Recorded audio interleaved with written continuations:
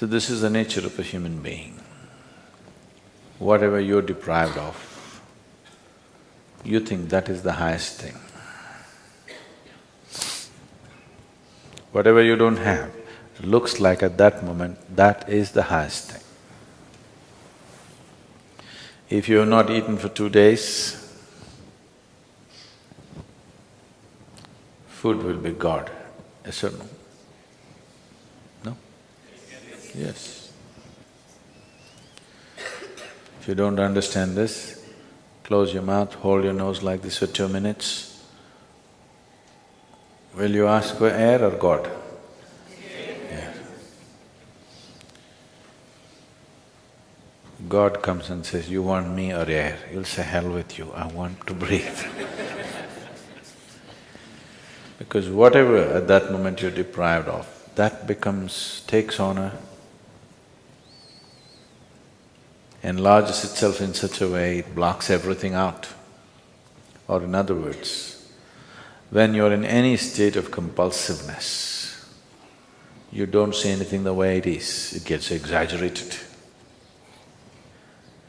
If your bladder is full, 1 minute, I'm talking about enlightenment, your bladder is very full. Are you interested? I don't want any enlightenment. Right now, going to the bathroom feels like ultimate liberation. Yes or no?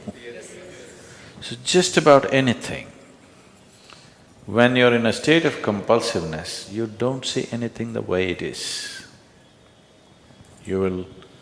Life will get distorted to make you think that that is it at that moment.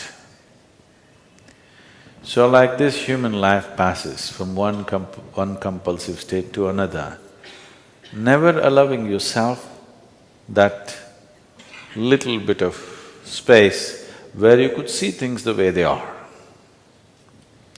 If you do not even see life the way it is, can you handle it the way it needs to be handled?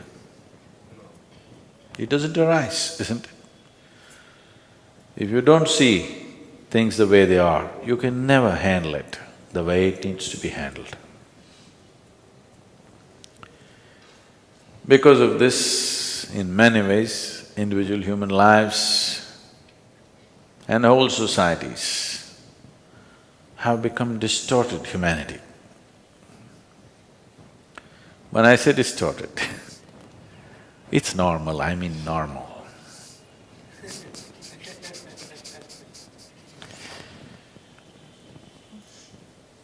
I was talking to a 14, 15-year-old kids in a school. And I couldn't believe that I was talking to about 11, 12 of them, young boys and girls. When something came up and I was just asking them what are they going to do next because they were in their 10th standard or something, they're only talking about finding a job and earning a living.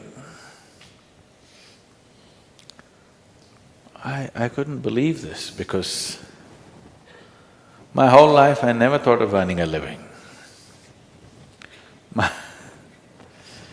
My dear father used to break his head, this boy has no fear in his heart, what will happen to him, what will happen to him? I said, not having fear is a problem? I thought fear is a problem. I never thought not having fear is a problem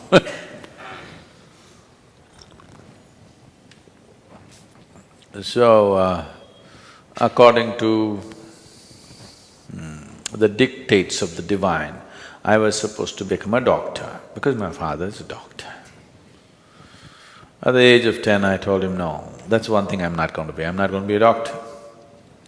But every day somebody is trying to work on me, you must become a doctor, you must become a doctor. You know, Indian family, you must become a doctor. If you cannot… Of course, now they've all shifted to software. I was I was… I was in Chicago just 8 days… just 2 days ago I came to India, so 1 week ago, 8 days ago, I was in Chicago. And an Indian person came and I asked, okay, what are you doing? What else, Sadhguru? That means he's a software engineer.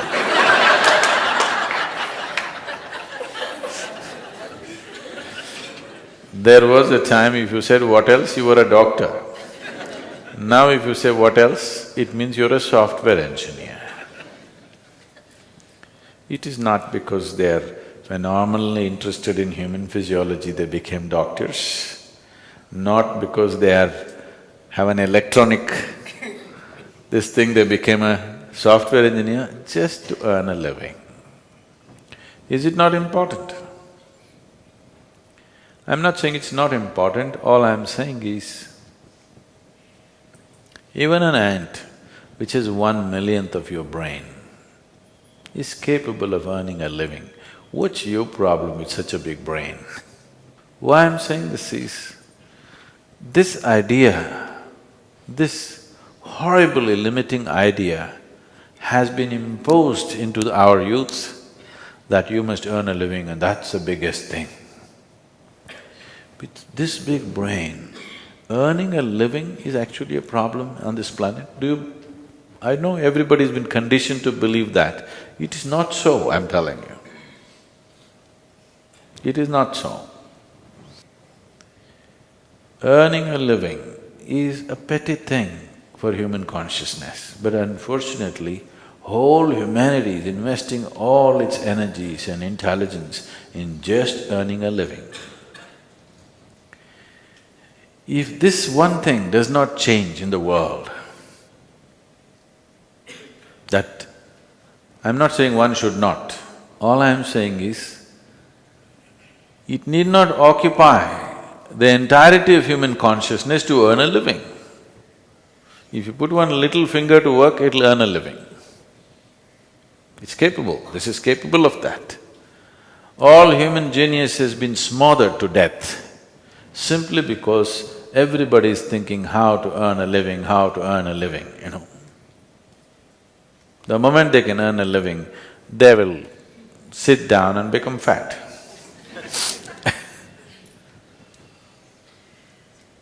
You must be saying, what can I do with this life, isn't it? Yes?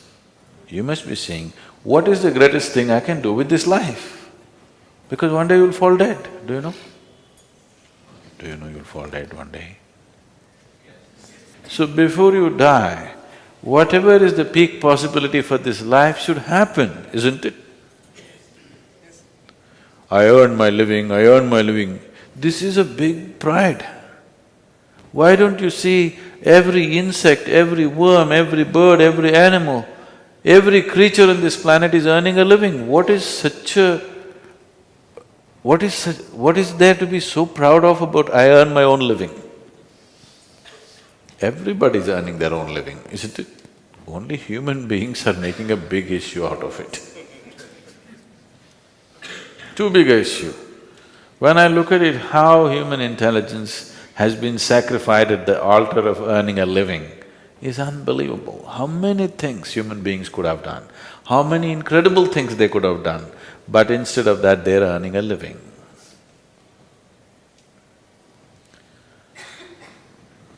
So it's very, very important. I'm just thinking we should start a wave, particularly in schools and colleges, that earning a living is a damn little thing. It is not the prime of your life. With one little finger you can earn a living. With this big brain, when an ant can earn its living, this big brain, should it struggle to earn a living? That has become a problem because you want to be like somebody else, isn't it? You want to be like somebody else, that enslaves you. And once you're into this chakra, nothing else is possible, it just keeps you going and going and going endlessly. Now this possibility of This simple thing called yoga is not about twisting your body, it's not about getting fit, it's not about getting healthy. All these things nature will do for you, if only if you live in tune with it. This is about understanding the geometry of the cosmos through the geometry of your own system. I'm calling this a geometry because cosmos is a geometry, isn't it? Planet Earth is going around the sun. What is it? A diesel powered? You think a big diesel engine is pushing it? If it was, the roar of that engine would have killed us. Just the perfection of geometry, it just keeps going and going and going, isn't it? You've seen those perpetual machines? Have you seen those little ones? If you just do it like this, for years on end it's going. So this is just that, it's a perfection of geometry which keeps it going and going and going. The whole universe is geometrically perfect, that's why it stays there, otherwise it wouldn't.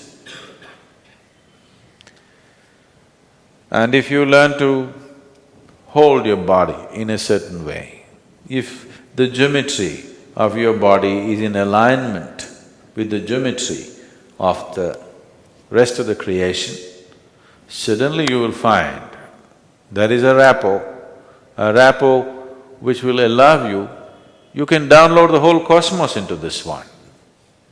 This is not a tiny little… If you simply like this, if you live, you're just a piece of flesh and bone. If you just get it right, suddenly this is something else. Probably these days, you don't have this experience anymore because you got all Tata Sky, DishNet and all that stuff. But if suppose you had a television in your home in 80s when first the Doordarshan came, you are watching your favorite cricket match, suddenly your television was boop, boop, boop. Then you climb up the terrace and there is one aluminum contraption. If you do like this, nothing will come. If you do like this, nothing will come. You just get it to the right place. The world pours into your sitting room. This is just like that. If you learn to just hold it right, the whole cosmos will pour into you. So, this is engineering yourself. It does not mean engineering yourself to breathe little better, to be little more healthy, no. This is about realizing the full potential of what it means to be human.